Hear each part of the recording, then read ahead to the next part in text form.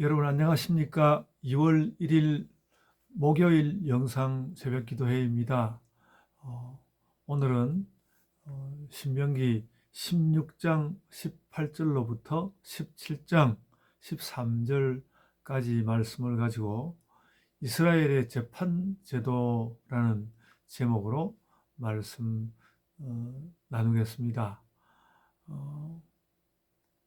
전체적으로 볼 때 좀 특이하게 느껴지는 것은 지금 이 오늘 읽은 본문에서는 이스라엘의 재판제도가 나오고 있는데 특이한 부분은 뭔가 하면 하나님을 잘 섬기지 못하고 하나님을 하나님의 뜻에 어긋나게 대하는 자들에 대하여 사법적인 조치를 하도록 하였다는 것입니다.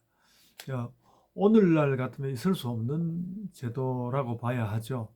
요즘은 이제 말하자면 다원 종교 사회여서 같은 나라의 사람이어도 다른 종교를 가지고 있는 것이 기본이지 않겠습니까? 그러나 이스라엘은 다른 종교를 믿는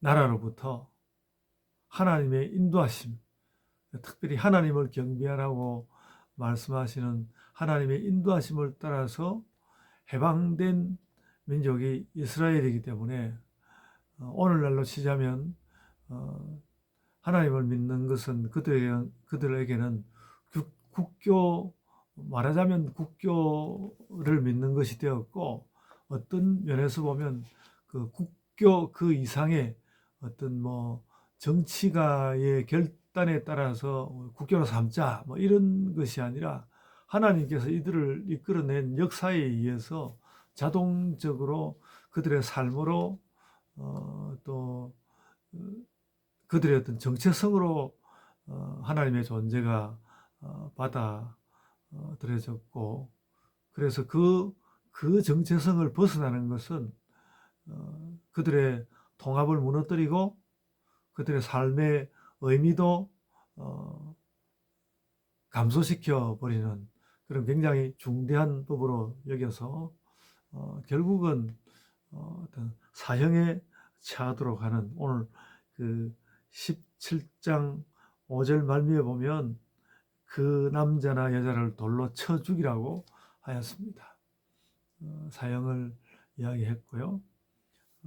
그래서 어떤 사법적인 재판을 말하는 자리에 우상을 섬기지 말라, 또 흠 있는 제물을 드리지 말라, 이런 이야기들을 하면서 우상을 섬기는, 그러니까 다른 신을 섬기는 것을 하나의 그 사법적 심판의 대상으로 삼은 것이 굉장히 특별하고요. 근데 그래서 오늘날 현대인들의 입장에서 그것이 부당하다고 여기보다는 오히려 그 당시에 하나님을 바로 섬기는 것은 그들의 운명과 생명과 정체성과 정의 등 그 사회에서 중요한 모든 의미의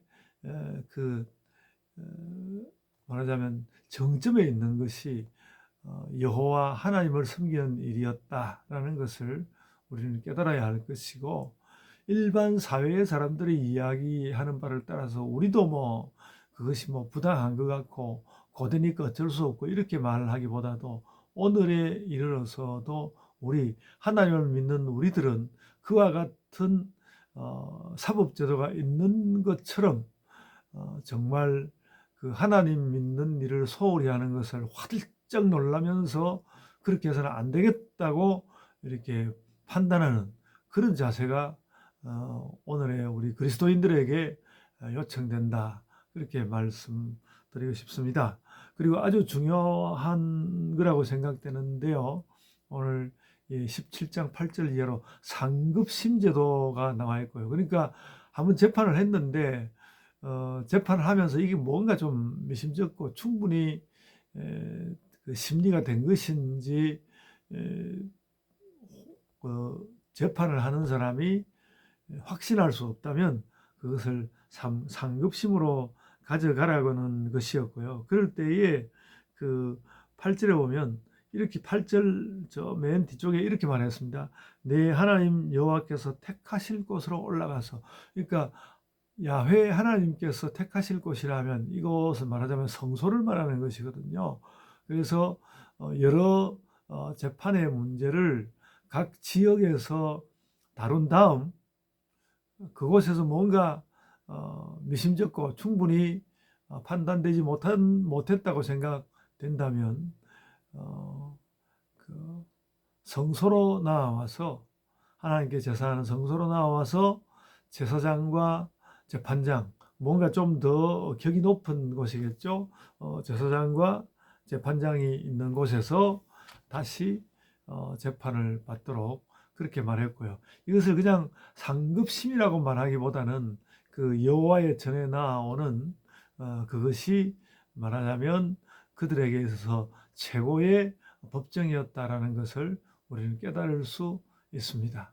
그래서 오늘 보통 구조적 성격적으로 말한다면 어떤 하나님을 믿는 일과 삶에서의 어떤 사법적인 사건들을 완전히 분리하는 것이 아니라 뭔가 좀 구별은 있었다고 생각됩니다만 완전히 분리하는 것이 아니라 그 둘을 함께 어떤 사법적 심판의 대상으로 삼고 있는 것, 그것을 우리가 여기에서 볼 수 있다고 생각이 됩니다. 그래서 말하자면 이 재판을 통해서 이스라엘이 자신들의 사회 문화 또 모든 그 삶의 방향성을 보여주었다고 생각할 때 이들에게 있어서 큰 두 가지 가치는 무엇인가 하면 첫째가 하나님을 경배하는 것이고 둘째는 공의를 행하는 것입니다. 오늘 그 16장 20절에 보면 너는 마땅히 공의만 따르라, 그렇게 공의만을 따르라 이렇게 이야기했는데, 그러니까 재판을 할 때 뭐 이런 생각 저런 생각 복잡하게 생각하는 것이 아니라 하나님의 공의만을 생각하여서 그 공의를 따르면 되는 것이다 하고 말씀하여 주고 있습니다.